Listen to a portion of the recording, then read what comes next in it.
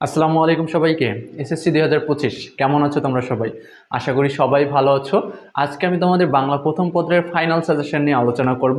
শুরুতে কিছু কথা বলতে চাই, সেটা হলো তোমাদের ইতিমধ্যে কিন্তু সকলেরই টেস্ট পরীক্ষা শেষ হয়ে গিয়েছে এবং তোমাদের কিন্তু ফাইনাল পরীক্ষা যে মাঝখানে একটা গ্যাপ, ভালো একটা সময় পাচ্ছ তোমাদের সুন্দরভাবে প্রস্তুতি নিয়ে, যাতে করে গুছানো একটা প্রস্তুতি নিয়ে তোমরা ফাইনাল পরীক্ষায় খুব ভালো একটা রেজাল্ট করতে পারো। কারণ তোমাদের পরীক্ষা যেহেতু এপ্রিল মাসে হচ্ছে, সো মাঝখানে প্রায় 6 মাসের মতো তোমাদের কিন্তু সময় আছে হাতে, পরীক্ষা সহ যদি বিবেচনা করি।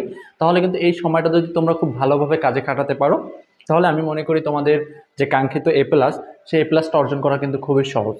সো এজন্য তোমাদের দরকার হচ্ছে সুন্দর একটা গোছানো সাজেশন এবং সুন্দর একটা গাইডলাইন। অর্থাৎ তুমি যে এই 6টা মাস বা ভিতরে যে মাঝখানে 4টা মাস তোমরা যে পড়াশোনাটা করবা, সেই পড়াশোনাটা যেন একটা গোছানো পড়াশোনা হয়, সেটার জন্য যে গাইডলাইন সেটা আজকে দিব। এবং তোমাদের যে ফাইনাল পরীক্ষার যে বাংলা প্রথম পত্রের যে সাজেশনটা কেমন হওয়া উচিত, সে বিষয় নিয়ে পূর্ণাঙ্গ আলোচনা করব, যাতে করে তোমাদের সাজেশনটা একদম তোমাদের জন্য পারফেক্ট একটা সাজেশন হয়। সো সকলকে অনুরোধ করব পুরো ভিডিওটা মনোযোগ সহকারে দেখার জন্য, যাতে করে তুমি বিস্তারিত সকল কথাগুলো শুনে বুঝে এবং তোমার সাজেশনটা পেয়ে তুমি ফাইনাল পরীক্ষায় খুব ভালো একটা রেজাল্ট তোমরা অর্জন করতে পারো। দেখো, প্রথমে তোমাদের যে বিষয়টা সবসময় আমি বলে থাকি, প্রথমে তোমাদের প্রশ্নের প্যাটার্নটা আগে বুঝতে হবে এবং সেই প্রশ্নের প্যাটার্ন যদি বুঝতে পারো এবং কোন অধ্যায় থেকে তোমার প্রশ্ন বেশি আসে, সেই অধ্যায়গুলোকে যদি তুমি ফাইন্ড আউট করতে পারো, সাজেশন কিন্তু নিজেও তৈরি করতে পারবা। তোমরা পরীক্ষা ইতিমধ্যে অনেক দিয়েছো, ক্লাস 9-এ পরীক্ষা দিয়েছো, ক্লাস 10-এ উঠেও পরীক্ষা দিয়েছো এবং লাস্ট টেস্ট পরীক্ষাও দিয়েছো, কিন্তু কখনোই তোমরা প্রশ্নর যে বিষয়টা অ্যানালাইসিস করতে চাও না।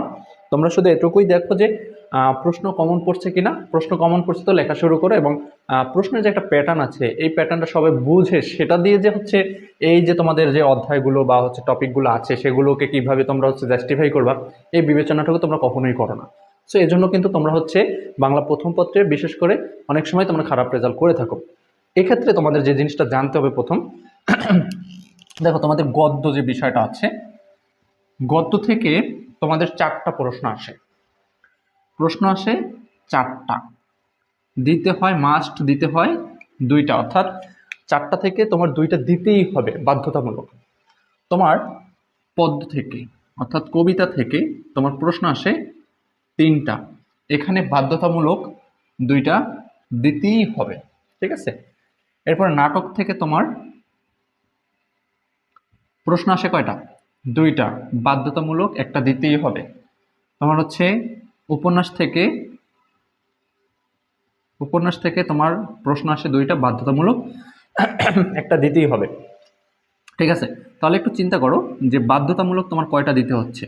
বাধ্যতামূলক 2 2 4 2 6, এই 6টা প্রশ্ন তোমার বাধ্যতামূলক গদ্য পদ্য নাটক উপন্যাস থেকে 2টা 2টা একটা একটা করে দিতে হবে, এগুলো মাস্টে দিতে হবে। এরপরে একটা এক্সট্রা থাকে, সেটা তুমি যে কোনো জায়গা থেকে দিতে পারবা। তোমার যদি গদ্য থেকে কমন আসে তুমি গদ্য থেকেও দিতে পারবা, নাটক থেকে কমন আসলে নাটক থেকেও দিতে পারবা, উপন্যাস থেকে আসলে উপন্যাস থেকেও দিতে পারবা, ঠিক আছে। কিন্তু তোমার বাধ্যতামূলক এই একটা একটা এবং উপরে গদ্য পদ্ধতি 2টা করে দিতে হবে। এখন একটু নিজে চিন্তা করো, আমার যতটুকু বুঝি আমরা বাংলা, আমি তোমার অনলাইনেও পড়াই, আমার অনলাইন প্রাইভেট ব্যাচ আছে, সেখানে বাংলা প্রথম পত্র, বাংলা দ্বিতীয় পত্র, সমাজ বা বিজ্ঞান নিয়ে একটা গ্রুপ আছে, সেখানে কিন্তু আমি বাংলা প্রথম পত্র পড়াইছি, বাংলা দ্বিতীয় পত্র আমাদের কমপ্লিট হয়েছে, তারপর সমাজ বিজ্ঞান আছে সাথে। তো সেখানে আমরা পড়াইয়া বা স্টুডেন্টদের তোমাদের একটা মতামত যে তোমাদের কবিতাটা নিয়ে সমস্যা, ঠিক আছে। কবিতা দেখা যায় যত ভালোই পড়ুক না কেন, দিন শেষে তোমাদের যে সৃজনশীল আসে, সেখান থেকে সুন্দরভাবে গুছিয়ে উত্তর লেখাটা একটু তোমাদের জন্য টাফ হয়ে যায়। তো আমরা যদি কবিতা অংশকে একটু তোমার করি, জাস্টিফাই করি এবং মিনিমাইজ করে তোমার একটা শর্ট সাজেশন কবিতা থেকে নিয়ে, যাতে করে আমি 2টা অ্যান্সার দিতে পারি, তাহলে তো কবিতা নিয়ে সৃজনশীল নিয়ে টেনশন থাকার কথা না, তাই না? তো তোমরা পদ্য জিনিসটাকে একটু পরে করো।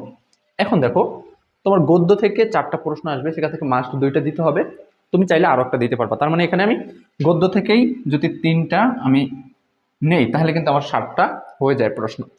এখন কথা হলো, নাটক উপন্যাস খুবই সহজ টপিক এবং আমি আশা করি তোমরা সবাই এই 2টা খুব মনোযোগ সহকারে পড়েছো এবং আনন্দের সহিত পড়েছো। দিন শেষে 2টা সম্পর্কে খুব ভালো বেসিক ধারণা আছে তোমাদের, যে কোনো প্রশ্ন আসলে আমি আশা করি তোমরা পারবা।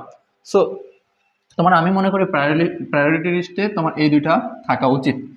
কেন থাকা উচিত? কারণ এখান থেকে 2টা জিনিস থেকে তুমি 2টা প্রশ্ন 100% তুমি দিতে পারতেছো।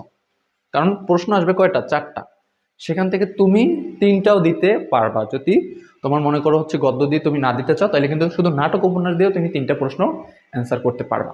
সো এই জিনিসটা কিন্তু একটু বুঝতে হবে, এই এই দুইটাকে খুব গুরুত্ব দিতে হবে।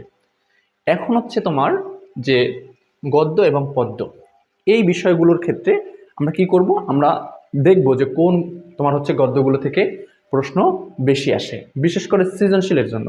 আরেকটা তোমরা যে ভুল করে থাকো সেটা হলো তোমরা হচ্ছে এমসিকিউ এবং সৃজনশীলকে তুলনা করো না। কারণ এমসিকিউর ক্ষেত্রে কিন্তু তোমার হচ্ছে সব অধ্যায় থেকেই তোমার এমসিকিউ আসবে, সেটার ক্ষেত্রে কোনো কিছু বাদ দিতে পারবে না। এখন তোমরা করো কি, অনেক সময় সাজেশন দেখে, যে কোনো জায়গায় সাজেশন দেখে তোমরা শুধু ওই সাজেশনের ভিতরের টপিকগুলো নিয়ে পড়ে থাকো। যেমন আমি এখান থেকে তোমাদের গদ্য থেকে 5টা দিলাম, এখান থেকে পদ্য থেকে 5টা দিলাম, নাটক উপন্যাস দিলাম। তোমরা মনে করো যে এই 5টা থেকে সৃজনশীল এমসিকিউ সব আসবে, এবং ওই 5টা অধ্যায় নিয়ে বা 5টা টপিক নিয়ে বেশি, 10টা টপিক নিয়ে বেশি পড়াশোনা করো, যার ফলে বাকি টপিকগুলো আর ধরা হয় না, এবং দিন শেষে দেখা যায় এমসিকিউতে তোমরা বড় ধরনের একটা সমস্যায় পড়ে যাও, যার ফলে তোমাদের যে কাঙ্ক্ষিত এ প্লাসটা সেটাও কিন্তু অর্জন হয় না। সো এই ভুলটা করা যাবে না, ঠিক আছে? এখন দেখো তাহলে আমাদের গদ্যর ক্ষেত্রে কোন কোন তোমার হচ্ছে গল্পগুলো থেকে বেশি সৃজনশীল আসে, সেগুলো আমি জাস্ট তোমাদের একটু দেখাই দেবো, এবং সাজেশনটা নিজের মতো করে নিজেই তখন তৈরি করে নিতে পারবা, ঠিক আছে? দেখো, শোভা খুব চমৎকার একটা গল্প এবং ভালো লাগার মতো একটা গল্প, ঠিক আছে? তো শুভ গল্প থেকে প্রায় সময় একটা প্রশ্ন আসে, প্রায় বোর্ডে। সো এখান থেকে তোমরা এটা পড়তে পারো। তারপর হচ্ছে বই পড়া, খুবই চমৎকার একটা গল্প, এটাও পড়তে পারো। কারণ বই পড়া গল্পের গুরুত্বটা যে কত গুরুত্বপূর্ণ একটা গল্প, সেটা আসলে যখন আমি স্টুডেন্টদের পড়াইছি তোমাদের অনলাইন প্রাইভেট ব্যাচে, তখন কিন্তু তারা রিয়েলাইজ করতে পারছে। তোমরা যারা যারা অনলাইন প্রাইভেট ব্যাচে পড়তে চাও, আমি আমার নাম্বারটা হচ্ছে ডিসক্রিপশন বক্সে, এবং আমার ফেসবুক লিঙ্ক ডিসক্রিপশন বক্সে দিয়ে রাখবো, এবং হচ্ছে এই ভিডিওর হেডলাইনও দিয়ে রাখবো। তোমরা যদি আমার অনলাইন প্রাইভেট ব্যাচে ভর্তি হতে চাও, তাহলে সেখানে ভর্তি হতে পারো। আমার 3টা গ্রুপ করা আছে, group A, group B, group C. Group এতে হচ্ছে ইংরেজি প্রথম, ইংরেজি দ্বিতীয়, গণিত। গ্রুপ বিতে হচ্ছে বাংলা প্রথম, বাংলা দ্বিতীয়, এবং হচ্ছে সমাজবিজ্ঞান বিজ্ঞান। গ্রুপ সিতে হচ্ছে সায়েন্সের 4টা সাবজেক্ট, ঠিক আছে? সো দেখো, আমাটির ভেপি, আমাটির ভেপু যে গল্পটা আছে, খুব সুন্দর একটা গল্প। এটা তোমরা এমনিতেও পারবা, ঠিক আছে? কিন্তু গুরুত্বের দিক থেকে তোমার হচ্ছে অভাগীর স্বর্গ, এটা পড়বা সৃজনশীলের জন্য, প্রায় সময় এটা থেকে প্রশ্ন আসে। তারপর হচ্ছে পল্লী সাহিত্য, মানুষ মোহাম্মদ সাল্লাহ সাল্লাম, এটা পড়বা, ঠিক আছে? তারপর হচ্ছে শিক্ষা ও মনুষ্যত্ব, এটা পড়বা। তারপর হচ্ছে মমতাদি। তারপর হচ্ছে সাহিত্যের রূপরীতি।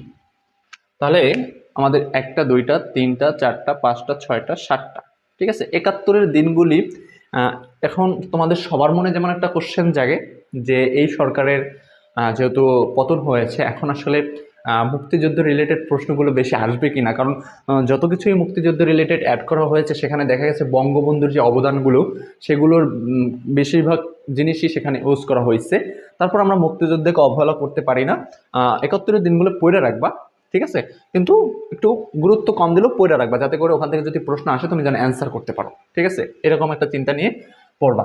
সো আর তোমরা এর সাথে আমাটির ভেপু, যেহেতু গল্পটা সহজ আছে, এটা পড়ে নিতে পারো। তাহলে আমাদের সাজেশন কীরকম হবে আমি বলি। সাজেশন এই যে তোমাদের যে কটা দিলাম: শোভা, বই পড়া, আমাটির ভেপু, অভাগের স্বর্গ, মানুষ মোহাম্মদ সাল্লাহ সাল্লাম, শিক্ষা মনুষ্যত্ব, মমতাদি, এবং হচ্ছে সাহিত্যের রূপরীতি। তাহলে এই যে 1টা 2টা 3টা 4টা 5টা 6টা 7টা 8টা, এই 8টা তোমাদের যে আমি গদ্য বা গল্প আমি বললাম, এই 8টা সৃজনশীলের জন্য খুবই গুরুত্ব দিয়ে পড়বা, মানে ফুল ফোকাস। হ্যাঁ, অর্থাৎ সৃজনশীলগুলো কীভাবে গাইডে লেখা হয়েছে, তোমার হচ্ছে উদ্দীপকের সাথে কি অমিল, তারপর সাদৃশ্য বৈসাদৃশ্য আসে, এগুলো দেখা বুঝা তারপর পড়বা, ঠিক আছে? যখন এটা কমপ্লিট হবে, এখন কথা হলো যে স্যার বাকিগুলো কি করব? বাকিগুলো অবশ্যই পড়তে হবে। যেমন নিম গাছ, খুব ছোট্ট একটা গল্প, খুব ছোট্ট একটা মেসেজ দেওয়া আছে, জাস্ট গল্পটা পড়লেই মেসেজটা ক্লিয়ার হয়ে যাবে, এবং এখান থেকে কথাগুলো পড়ে রাখতে পারো। কারণ অনেক সময় দেখা যায় কথাগুলো যখন আমাদের কমন পড়ে, তখন আমরা সেই সৃজনশীলটাকে কমন হিসেবে ধরে নিই, এবং প্রশ্ন যখন আমরা প্রথম দেখি, তখন আমরা যে দাগাই কমন পড়ছে কোনটা কোনটা, হ্যাঁ, এটা দাগানোর সময় কিন্তু আগেই আমরা কথা দেখি, কথা কমন পড়লে নিজের ভিতরে একটা আত্মবিশ্বাস চলে আসে যে আমার প্রশ্ন কমন পড়ছে, ঠিক আছে? তো তোমরা হচ্ছে নিম গাছ, তারপর হচ্ছে প্রবাস বন্ধু, হ্যাঁ, তারপর হচ্ছে যে পল্লী সাহিত্য, এবং হচ্ছে 71-এর দিনগুলি, এই যে বাকি যেগুলো আছে, এগুলো হচ্ছে জাস্ট পড়ে রাখবা, এবং কথাগুলো একটু পারলে খুব ভালোভাবে মুখস্থ করে রাখবা। সেটা তোমার এমসিকিউর ক্ষেত্রেও কাজে দিবে। সো এমসিকিউতে ভালো করতে হলে প্রত্যেকটা বিষয়ে কিন্তু টাচ করতেই হবে, জাস্ট সৃজনশীলের জন্য আলাদাভাবে ফোকাস দিয়ে এই তোমার হচ্ছে গল্পগুলো পড়বা। এখন হলো তোমার হচ্ছে কবিতা। কবিতার ক্ষেত্রে কবিতার ক্ষেত্রে তোমার হচ্ছে বঙ্গবাণী, খুব সুন্দর একটা কবিতা। কপোতাক্ষ নদ, ঠিক আছে, খুবই সুন্দর একটা। তারপর হচ্ছে জীবন সঙ্গীত, এটাও খুব ভালো। ঝর্ণার গান না পড়লেও হবে। জুতা আবিষ্কার পড়তে পারো, তবে এটা বেশি একটা গুরুত্ব দিয়ে যে পড়তে হবে এমনটা না, পড়তে পারো। কারণ জুতা আবিষ্কার যে কবিতাটা আছে এটা একটা গল্পের মতোই ভালো লাগে পড়ে। তারপর হচ্ছে তোমাদের যেটা বলবো সেটা হলো এই যে কবিতার ক্ষেত্রে মূল সমস্যা হয় কি, যে তোমাদের অর্থগুলো বোঝা। সেটা কিন্তু আমার অনলাইন প্রাইভেট ব্যাচে প্রত্যেকটা কবিতারই অর্থ বুঝিয়ে বুঝিয়ে পড়ানো হয়েছে এবং প্রত্যেকটা ক্লাস রেকর্ড দেওয়া আছে। তোমরা ভর্তি হলে কিন্তু অটোমেটিক সব ক্লাসগুলো পেয়ে যাবে, ঠিক আছে। তারপর হচ্ছে জীবন বিনিময় অতটা ইনা, মানুষ খুবই গুরুত্বপূর্ণ, সেই দিন এই মাঠ। তারপর হচ্ছে পল্লী জননী, তারপর হচ্ছে রানার, আর তোমাকে পাওয়ার জন্য হে স্বাধীনতা। স্বাধীনতা এই শব্দটি আমাদের যেভাবে হলো, তোমাকে পাওয়ার জন্য হে স্বাধীনতা। এখন এই যে বিষয়গুলো নিয়ে তোমাদের ভিতরে যেরকম একটা দ্বিধাদ্বন্দ্ব আছে, ঠিক তদ্রূপ সবার মধ্যে একটা দ্বিধাদ্বন্দ্ব আছে যেগুলো থেকে প্রশ্ন কেমন কি হবে। তবে তোমাদের অবশ্যই এই বিষয়গুলোকে জানতে হবে, পড়তে হবে। তার ভিতরে তোমার হচ্ছে তোমাকে পাওয়ার জন্য হে স্বাধীনতা এবং হচ্ছে এই 13 নম্বর স্বাধীনতা এই শব্দটি আমাদের যেভাবে হলো দেখা যাইতে পারে। এই দুইটা থেকে আগে তো প্রশ্ন হয়তো, মানে প্রচুর পরিমাণে সকল বোর্ডে প্রশ্ন আসতো এই দুইটা থেকে। তো এখন হচ্ছে এই দুইটা তোমরা গুরুত্ব দিয়ে পড়বা, একটা প্রশ্ন আসতে পারে এখান থেকে, ঠিক আছে। কারণ যেটা বললাম, স্বাধীনতাকে আমরা অবহেলা করতে পারবো না বা বাদ দিয়ে দিতে পারবো না, ঠিক আছে। সো এখানে হচ্ছে 1 2 3, তারপর হচ্ছে 4 5 6 7 8 9, এই 9টা পড়বা খুব গুরুত্ব দিই। এখন কথা হলো স্যার ঝর্ণার গান, জুতা আবিষ্কার, জীবন বিনিময়, তারপর হচ্ছে আমার আমার পরিচয়, এগুলো কি পড়বো না? এগুলো না পড়লে তুমি এমসিকিউতে কিভাবে ভালো করবা? আবার অনেক সময় দেখা যায় ক খটা একটু চেঞ্জ করে অন্য একটা কবিতার সাথে অ্যাড করে দেয়, কিভাবে পারবা তখন? এগুলোও পড়তে হবে, কিন্তু শুধুমাত্র সৃজনশীলের জন্য যেই কয়টা তোমাদের দাগাই দিচ্ছি এই কয়টা একটু বেশি ফোকাস দিবা। সাথে তোমাদের হচ্ছে নাটক এবং উপন্যাস, এই দুইটাকে তো মনে করো একদম ই করে ফেলতে হবে, মানে A to Z কমপ্লিট করতে হবে, ঠিক আছে। সো দেখো তোমাদের সাজেশনটা কিন্তু এভাবে হয়। এবং যেটা মূল বললাম যে তুমি কোন জিনিসটার ফোকাস বেশি দিচ্ছ, যে তোমার চিন্তা ভাবনা যদি এরকম নিয়ে রাখো যে আমি নাটক উপন্যাস দিয়ে 3টা সৃজনশীল দেবো, তাহলে ওভাবে তুমি কমপ্লিট করো। আর যদি মনে করো যে না, আমি তোমার হচ্ছে গদ্যগুলো, তোমাদের যেগুলো গদ্যগুলো আছে খুব সুন্দর সুন্দর তোমার হচ্ছে গল্পগুলো আছে, সেগুলো থেকে তুমি যদি চাও 3টা, তাহলে তুমি হচ্ছে এইটা একটু ফোকাস বেশি দিবা গদ্যতে। জাস্ট পদ্য নিয়ে মানে কবিতা নিয়ে সবারই সমস্যা হয়, সেক্ষেত্রে তুমি এমন কিছু অধ্যায় যেগুলো দেখাই দিচ্ছি এমনভাবে আঁকড়াই ধরবা বা এমনভাবে পড়বা যাতে করে এখান থেকে বুলেট মার্কা প্রশ্ন হলেও তুমি যেন অ্যান্সার করতে পারো, ঠিক আছে। সো চিন্তা করা যাবে না, আর দুশ্চিন্তা নিয়ে কখনোই কেউ ভালো কিছু করতে পারে না। এখন কথা হলো কিভাবে আসলে আগাবা পড়াশোনাটা, যেহেতু ভালো একটা সময় আছে। এখন একবার হচ্ছে তোমাদের অলরেডি কমপ্লিট হয়ে গেছে টেস্টের ক্ষেত্রে সব বই পড়া। তো এখন তোমাদের কাজ হচ্ছে যে অধ্যায়গুলো গুরুত্বপূর্ণ দেখাই দিলাম, এই অধ্যায়গুলোকে ফোকাস দিয়ে টার্গেট নিয়ে এই অধ্যায়গুলো A to Z, একটা সিঙ্গেল ওয়ার্ডও বাদ দেওয়া যাবে না। A to Z কমপ্লিট করতে হবে এবং সাথে যে অধ্যায়গুলোকে বা মানে টপিকগুলোকে বাদ দিয়েছি সেগুলোকেও খুব সুন্দরভাবে কমপ্লিট করতে হবে। কারণ তোমার এমসিকিউ যদি ভালো না করো তুমি কখনোই শুধুমাত্র সিকিউ দিয়ে তোমার A+ অর্জন করতে পারবে না, ঠিক আছে। সো এমসিকিউতে ভালো করতে হলে প্রত্যেকটা বিষয়ে ভালো তোমার হচ্ছে ধারণা থাকতে হবে। সেই জন্য তোমাকে টার্গেট নিয়ে তোমার বেশি বেশি পড়তে হবে, যে আমি 2 দিনের ভিতরে হচ্ছে এই বইটা কভার করতে চাই, 3 দিনের ভিতরে গদ্যাংশ বা পদ্যাংশ কভার করতে চাই, এরকম একটা টার্গেট নিয়ে তারপর হচ্ছে A to Z কমপ্লিট। ধরো একটা গল্প পড়ছো, সেটার কথার সাথে সাথে পড়বা, সৃজনশীল সাথে সাথে পড়বা, সাথে সাথে এমসিকিউ কমপ্লিট করবা। এতে করে হবে কি, তোমার হচ্ছে যখন একটা পাড়া জিনিস তুমি বারবার চোখের সামনে আসবে তখন ওই জিনিসটা তোমার মাথায় কিন্তু ভালো সেট হয়ে যাবে। আর যত মাথায় ভালো সেট হবে তত হচ্ছে তুমি সঠিক অ্যান্সারটা পরীক্ষার হলে গিয়ে দাগায় আসতে পারবে। এবং তোমার হচ্ছে ধারাবাহিকতাটা রাখতে হবে। তুমি যদি তোমার পড়াশোনায় ধারাবাহিকতা না রাখতে পারো তাহলে সেই পড়া দিয়ে তুমি কখনোই ভালো কিছু আশা করতে পারবে না, ঠিক আছে। সো বি কেয়ারফুল, তোমাদের যেভাবে বললাম এইভাবে একটু পড়ো এবং বেশি বেশি মডেল টেস্ট পরীক্ষা দেওয়ার অভ্যাস করো। ধৈর্য সহকারে টানা 3 ঘন্টার মধ্যে একটা পরীক্ষা তুমি কমপ্লিট করার চেষ্টা করো এবং তোমাদের যে অতিরিক্ত মডেল কোশ্চেনগুলো দেওয়া আছে সেগুলো বেশি বেশি সলভ করবো। আর এমসিকিউ নিয়ে সবারই একটা কোশ্চেন থাকে যে এমসিকিউতে স্যার কীভাবে ভালো করব। এমসিকিউ যে যত বেশি পড়বে সে তত বেশি ভালো করবে, কারণ এমসিকিউ আমরা যখন পড়ি সবগুলো আমাদের মনে হয় মুখস্থ হয়ে গেছে, সবগুলোই মনে হয় পারবো, কিন্তু পরীক্ষার হলে গিয়ে আমরা কনফিউশনে পড়ে যাই। দেখলে মনে হয় যে এটা তো আমার পরিচিত একটা তোমার প্রশ্ন ছিল বা এটার অ্যান্সার তো আমি জানি, কিন্তু সঠিক অ্যান্সারটা ওই সময় মনে পড়ে না, যার জন্য আমরা দেখা যায় যে ভুল অ্যান্সারটা দেখাই আসি। ঠিক আছে, সো এই যে কনফিউশন দূর করতে হলে তোমাকে বেশি বেশি রিভিশন দিতে হবে। এমসিকিউ তোমার বই এবং গাইড, মানে বই তো আমরা রিডিং পড়ি, রিডিং বেশি বেশি পড়তে হবে, এবং আমাদের গাইড বা নোট বা টেস্ট পেপার বলো, এগুলো যতগুলো এমসিকিউ আছে এগুলো বেশি বেশি আমাদের রিভিশন দিতে হবে। যত বেশি আমি রিভিশন দেবো তত বেশি আমার সিওরিটি সঠিক, মানে সঠিকটা দাগানোর সিওরিটিটা তত বাড়বে। ঠিক আছে, আর একটা বিষয় হলো তোমার যেটা মনে করো সমস্যা মনে হচ্ছে এমসিকিউ বা ভুলে যাওয়ার মতো, ওইটা তো একটু হাইলাইটার পেন দিয়ে ঢাকাই রাখলে তুমি ওইটা আবার যখন রিভিশন দেবো ওইটা কয়েকবার বেশি বেশি পড়ে নিবা, তাতে করে হবে কি তোমার ভালো মুখস্থ হবে। সো এইভাবে তুমি যত বেশি তোমার রিভিশন দেবো, অনেকে মনে হতে পারে আমি 2বার 3বার রিভিশন দিয়েছি আর দিতে হবে না, আমি এখন সব পারবো হয়তো, এরকম যারা আছো তারা কিন্তু ভুল ভাবনার ভিতর আছে, এবং দিন শেষে তারাই একটা বড় ধরনের বাস খাবা।